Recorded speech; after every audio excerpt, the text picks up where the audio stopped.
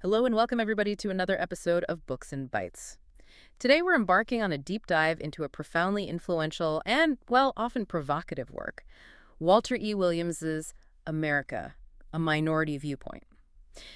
Our mission today is to cut through the noise, really, and provide you with a sharp, insightful shortcut to understanding the core arguments of this powerful book. We'll be extracting key insights and, crucially, challenging some deeply ingrained assumptions about the role of government in society. That's absolutely right. Williams, he champions individual freedom and makes a strong case for the moral superiority of the free marketplace. It's a stark contrast with government intervention pretty much across the board. Yeah, he really does. And he meticulously examines how government actions, even those started with the best intentions, frequently lead to this sort of cascade of unintended negative consequences, especially, he argues, for the most disadvantaged members of society. And he connects the dots across a really broad spectrum, doesn't he? We're talking economic policy, social programs, education, jobs, crime, and how all of this intersects with race and equality. Exactly. And the central argument, the thread running through it all, is his conviction that less government and more economic freedom are the real solutions, that they're the most potent ways to fix persistent societal problems, particularly those faced by minorities. It's definitely a viewpoint that pushes you to reevaluate things. So let's start at the beginning. Williams kicks off his whole philosophy with this premise about freedom and prosperity being linked, right? He says the U.S. is the freest and the richest, and that's not a coincidence. How does he build that case? Well, foundational for Williams is this belief in the moral superiority of the free market. Now, he's clear it's not a utopia. He acknowledges human imperfections, what he calls original sin, in a way self-interest, basically. But he contends that capitalism has been uniquely successful in tackling these huge human problems. Pestilence, hunger, disease. Things people in developed nations barely think about anymore because of capitalism's success. And as a kind of added bonus, a windfall game, he calls it, capitalism offers the best protection from arbitrary treatment. More freedom to move, security in your property, freedom of speech. Yeah, and he's pretty critical of those he calls the anointed, the elites, the policymakers who think they can engineer society from the top down. Oh, definitely. He doesn't pull any punches there. He argues that decades and billions of dollars later, their efforts haven't just failed, they've often created new problems and actually reduced freedom. He protests their goals and their methods. And he suggests they blame a lack of commitment when things go wrong, which he sees as just wanting more power. Exactly. And what's interesting is how open he is about his own bias for the free market. He points to Adam Smith, Thomas Paine, figures whose ideas, he says, are often held in contempt now. It sets a very clear tone. Okay, so let's transition to this idea of government failures. These policies that, despite maybe good intentions, end up causing more harm than good. How does he illustrate this? He gives some really concrete examples. Take the regulatory burden. Regulations from agencies like OSHA or the EPA, they inflate business costs. And this isn't just, an abstract number. Right. It can seriously harm smaller companies, maybe even drive them out of business entirely. Okay. He uses this hypothetical an airbag mandate costing, say, $20,000 per firm. Okay. A giant like GM might absorb that easily, but for a small outfit making only 300 cars a year, that could crush them. So it stifles competition, reduces choice. It undermines the free market he values. And he doesn't stop at regulations. He also looks at government-run entities like the Postal Service and even banking rules. Indeed. The Postal Service monopoly, he argues, just leads to inefficiency. No real incentive to cut costs, poorer service compared to private options like UPS or even other government printers sometimes. They operate in a competitive world. The Postal Service doesn't. Then with banking, he says overregulation puts traditional banks at a disadvantage against things like money market funds. His solution isn't to regulate the funds more, but to, as he puts it, unhamper the banks. Cut their leg irons. Unhamper the banks. I like that phrasing. And his critique gets even sharper when he talks about do-gooders and welfare programs, doesn't it? Oh, absolutely. This is where he drops some really controversial points. He argues that government help, welfare, food stamps, even public service jobs like that Carter-era graffiti removal program often has debilitating effects. Debilitating. How so?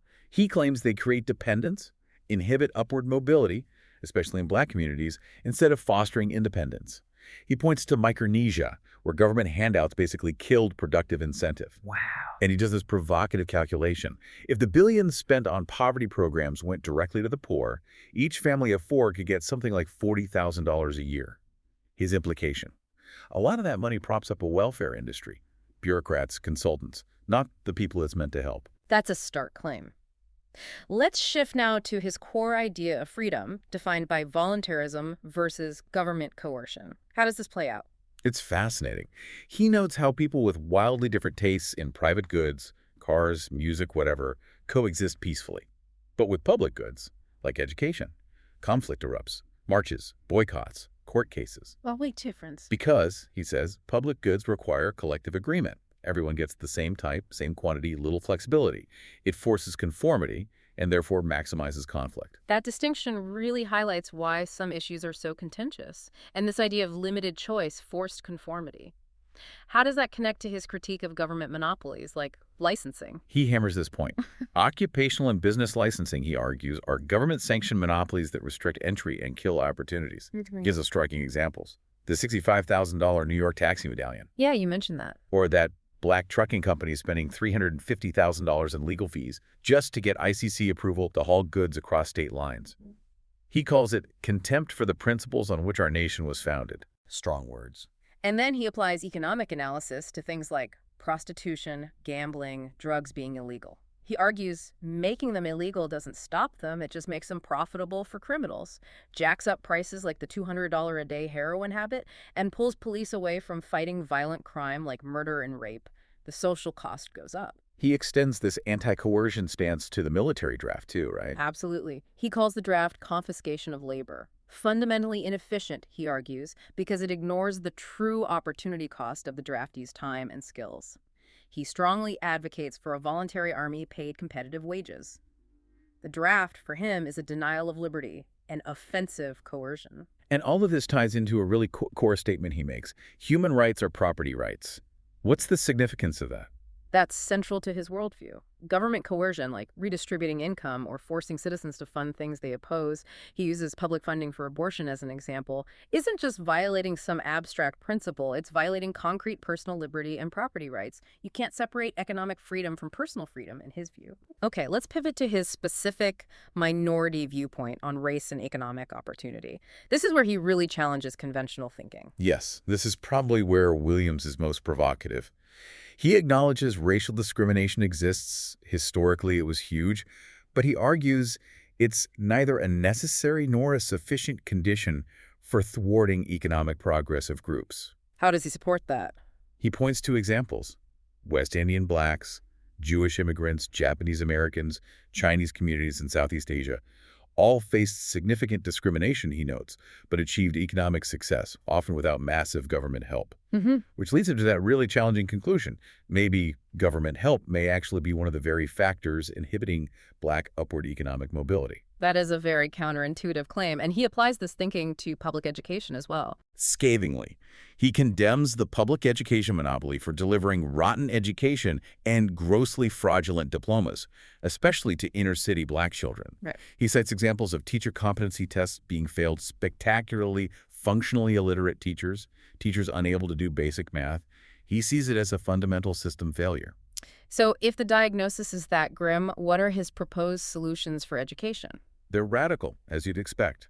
Eliminate the monopoly, return control to parents, tuition tax credits, or a voucher system. Vouchers, right. And he highlights successes outside the system. Marva Collins School in Chicago, run from her home, emphasizing discipline, basics, classics, black students performing way above grade level. Catholic schools in D.C. with majority black students also outperforming national norms. Its point. Yeah. Excellence is possible without busing or huge public budgets, and parents want alternatives. He also talks about the relationship between black leaders and labor unions, another controversial area. Deeply controversial. He asserts that the alliance often works against the economic interests of many black people. His reasoning. Black workers aren't usually a threat to big corporations like GM, but they are direct competition for skilled union jobs, carpenters, plumbers, electricians. Interesting distinction. And he brings in history, citing Booker T. Washington and W.E.B. Du Bois, who called unions the greatest enemy of the black working man. Williams argues things haven't fundamentally changed much. And how does the minimum wage fit into this picture for him? He sees minimum wage laws as job destroyers, especially for low-skilled youth, particularly black teens. If someone's productivity is below the mandated wage, they become unqualified and unemployable by law. Simple as that, in his view. Mm-hmm. He levels a similar critique at the Davis-Bacon Act, requiring prevailing, often union wages, on federal projects. He argues it discriminates against non-union, often black, workers, and even traces its 1931 origins partly to racial bias. So no minimum wage, repeal Davis-Bacon. What's his ultimate solution there? Eliminate all government restrictions on entering professions and markets. Though he does float the idea that if discriminatory laws persist, quotas might be a second-best solution. But that's clearly not his preference. His preference is freedom of entry. And what about affirmative action, or quotas? He calls affirmative action racial quotas by decree. He argues they don't fix the underlying monopoly issues, like union restrictions. They stir up racial hostility because the majority sees minorities getting benefits at their expense, and they mostly help those who need it least, not the hardcore down and out. He thinks public support for them was already fading when he wrote. Let's turn now to crime.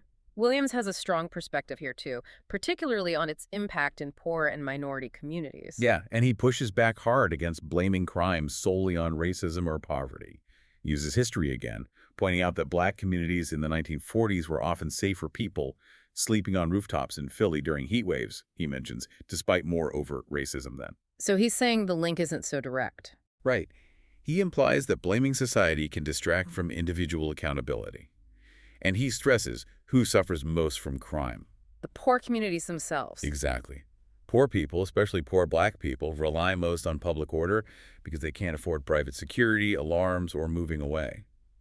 He describes the terror of wolf packs in inner cities, groups of teens robbing and assaulting people.